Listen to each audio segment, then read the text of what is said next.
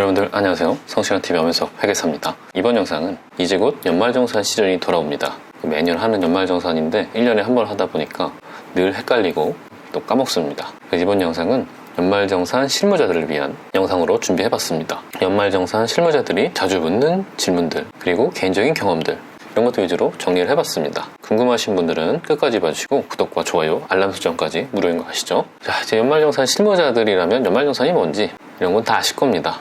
그리고 요즘은 연말정산도 근로자들이 국세청에서 내려받은 자료 가지고 하면 웬만한 거 다 되니까 특별하게 어려운 점은 많이 없어졌는데, 일부 항목에서는 실무자들이 꼭 다시 한번 체크해야 정확하게 연말정산을 할 수 있으니까 그런 것들 위주로 설명드리도록 하겠습니다. 회사 근처의 식당에서 식권을 받는 경우 근로소득세가 비과세가 되는지, 이런 것도 이제 가끔 물어봐요. 회사마다 주변 식당에서 이용할 수 있는 식권을 주는 회사들이 있는데, 현금화 할 수 없는 식권을 주는 경우 근로소득세 비과세 항목입니다. 그래서 이런 것들은 그 연말정산 할 때 비과세로 빼주셔야 된다. 그 다음입니다.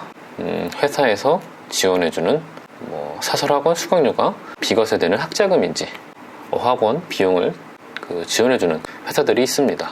어학원에 들어가는 학원비 지원액은 근로소득에 포함시켜야 됩니다. 비과세 항목이 아닙니다. 그 영업 직원이 본인 차량으로 외부 영업을 다니는 경우, 그때 주차료나 유류비를 회사에서 지급하는 경우 비과세 근로소득인지, 이때는 그 회사에 여비 지급 규정이 있거나 또는 사규에 따라서 지급받는 출장비로서 그 실비 변상적 성격의 비용은 비과세 근로소득입니다. 그러니까 회사의 비용입니다. 다만 근로자에게 증빙 없이 은행 보조금을 지급하는 경우에는 실비 변상적 성격의 급여로 보지 않고 해당 근로자의 근로소득으로 봅니다. 그래서 이렇게 증빙 없이 지급하는 비용에 대해서는 해당 근로자의 근로소득세가 과세될 수 있으니까 연말정산 할 때도 반영해 줘야 된다라는 걸 좀 기억해 두시길 바랍니다. 그 다음입니다. 보험 계약자가 회사고 피보험자 및 수익자가 회사 직원인 경우, 단체 종합 보험에 가입한 경우 회사가 부담한 보험료는 비과세 근로소득인지, 단체로 회사 직원들을 대상으로 보험을 가입한 회사들이 있죠.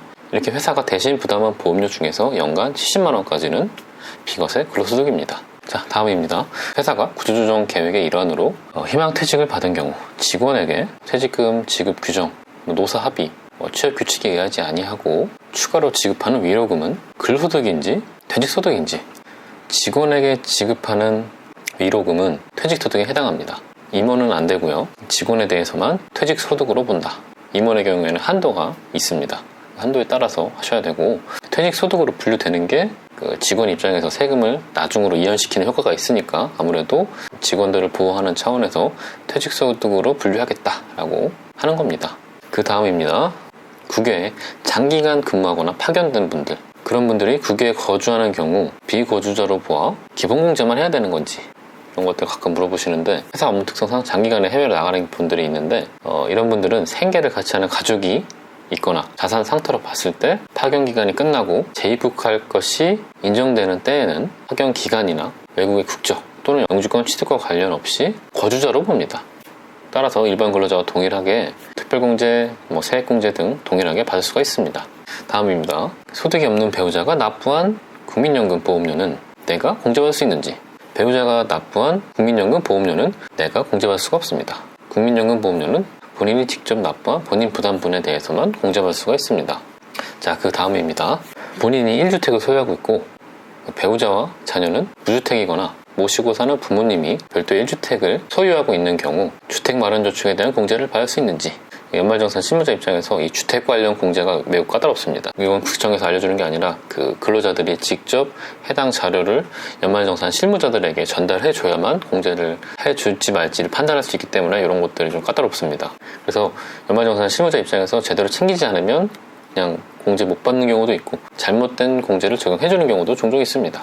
다시 질문으로 돌아가서 공제받을 수가 없다 입니다. 그 과세 기간 중에 무주택자 또는 국민주택 규모 이하의 1주택을 소유하고 있는 분만 이 공제를 받을 수가 있습니다. 그때 중요한 것은 무주택인지 1주택인지 판단은 생계를 같이 하는 가족들 모두를 포함해서 판단을 해야 되는 겁니다. 제가 말씀드렸던 경우에는 그 부모님이 별도의 주택을 갖고 있었기 때문에 그 가족 입장에선 2주택이어서 주택마련저축 공제를 받을 수가 없는 겁니다. 그 다음입니다. 주택마련저축 공제를 받는 세대주란 어느 시점 기준이냐, 세대주인지 여부는 과세기간 종료일인 12월 30일 현재로 판단하는 겁니다.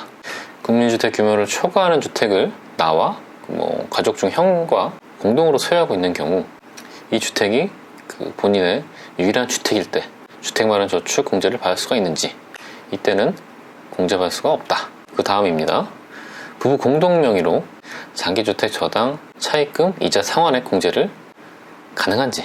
근로자 본인 명의로 차입한 경우에는 본인이 이자 상환액을 납부했다면 본인의 이자 상환액에 대해서 소득공제를 받을 수가 있습니다. 만약 부부 공동으로 차입한 경우 근로자 본인 부담분만 계산해서 본인의 근로소득에서 공제를 하면 됩니다. 그 다음입니다. 배우자가 4월 중에 퇴사를 해서 전업주부가 된 경우 배우자가 지출한 신용카드 사용액을 내가 소득공제받을 수 있는지. 이거는 배우자가 4월까지 근무하고 근로소득과 퇴직소득 합쳐서 연간 소득이 100만원 이하라면 나의 기본공제 대상자가 돼서 내가 신용카드 공제를 받을 수가 있습니다. 하지만 4월까지 근무했을 경우 요즘 웬만하면 소득 금액이 100만원이 넘기 때문에 이것은 4월까지 사용분에 대해서는 배우자가 퇴사할 때 중도 퇴사자에 대한 연말정산을 하거든요. 그때 배우자 소득으로 공제를 받으시면 된다. 그렇다면 5월부터 12월까지 사용액을 어떻게 하느냐? 이거는 공제받을 수가 없다. 나의 기본 공제 대상자도 아니고 5월부터 12월까지 근로소득이 따로 없다면 공제받을 수가 없습니다. 내년에 아직 전업주부시면 나의 기본 공제 대상자가 해서 배우자의 사용액도 내가 공제받을 수가 있습니다. 아무튼 2020년에는 공제받을 수가 없다. 그 다음입니다. 종업원이 개인 카드를 사용하고 그 카드 영수증을 첨부해서 회사에 비용 청구를 해서 회사 경비로 청구하는 경우, 그때 종업원이 사용한 신용카드 사용액을 종업원의 연말정산을 할 때 공제받을 수 있는지. 정답은 안 됩니다. 회사에서 이런 경우가 종종 있는데 이런 경우 연말정산 실무자들께서 미리 안내를 하셔야 됩니다. 신용카드 사용액 중 회사에 청구한 금액에 대해서는 연말정산을 받을 수가 없다. 국세청에서 이런 것까지 건드리려면 얼마든지 건드릴 수 있다. 그래서 미리미리 안내해 주셔야 됩니다. 그 다음입니다. 부모님이 계신데 형이나 누나가 연말정산할 때 부모님을 기본공제 대상자로 포함시켰고 내가 부모님 의료비를 지출한 경우 내가 의료비 세액공제를 받을 수가 있는지. 요거는 안 됩니다. 형님이 부모님을 기본공제 대상자로 이렇게 공제를 받았다면 내가 의료비 지출을 했더라도 나의 기본공제 대상자가 아니기 때문에 내가 의료비 세액공제를 받을 수가 없고, 이런 경우에는 형님이 의료비 지출하시고 의료비 세액공제를 받으셔야지 나는 할 수 없다. 그러니까 이런 거를 연말정산 실무자들이 어떻게 아냐고요. 이런 것들은 정확히 알 수가 없습니다. 그리고 직원들이 미리 알려주지 않는 한 이건 알 방법이 없다. 현실적으로. 그 다음입니다. 맞벌이 부부인데 남편이 본인의 어머니를 기본공제 대상자로 공제를 받고 며느리가 시어머니를 위해서 의료비 지출을 한 경우 이때 며느리 입장에서 의료비 세액공제를 받을 수가 있는지. 정답은 안 된다. 의료비는 무조건 기본공제 대상자로 포함시킨 분이 지출해야 세액공제를 받을 수가 있습니다. 그 다음입니다.